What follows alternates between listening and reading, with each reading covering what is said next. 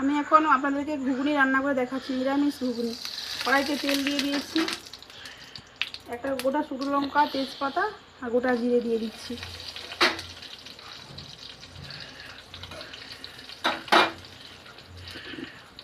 দারচিনি, লবঙ্গ, এলাচ দিয়ে দিচ্ছি।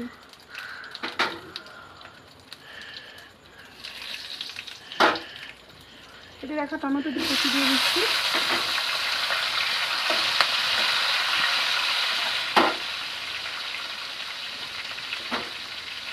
আদা বাটা দিয়ে দিচ্ছি।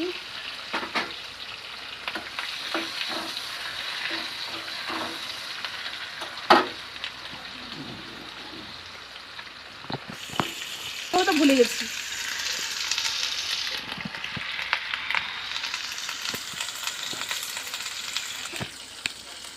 লবণ দিয়ে দিচ্ছি পরিমাণ মতো, লঙ্কার গুঁড়ো দিয়ে দিচ্ছি, হলুদ গুঁড়ো, জিরে আর ধনে গুঁড়ো একসাথে,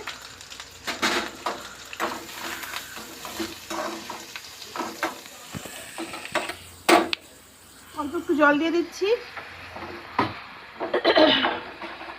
অল্প একটু জল দিয়ে ভালোভাবে মশলাটা কষিয়ে নিচ্ছি। দেখুন কড়াইতে মশলা ভালোভাবে তেল ছেড়ে গিয়েছে। সেদ্ধ করে রাখা আলু আর মটর দিয়ে দিচ্ছি।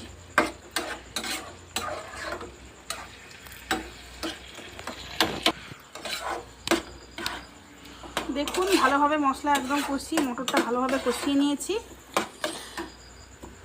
এবার ওপর থেকে জল দিয়ে দিচ্ছি পরিমাণ মতো। এবার লুচি কিংবা পরোটার সঙ্গে, রুটি সবার সঙ্গে খাওয়া যাবে নিরামিষ ঘুগনি। দেখুন ঘুগনি পুরোপুরিভাবে কমপ্লিট হয়ে গিয়েছে।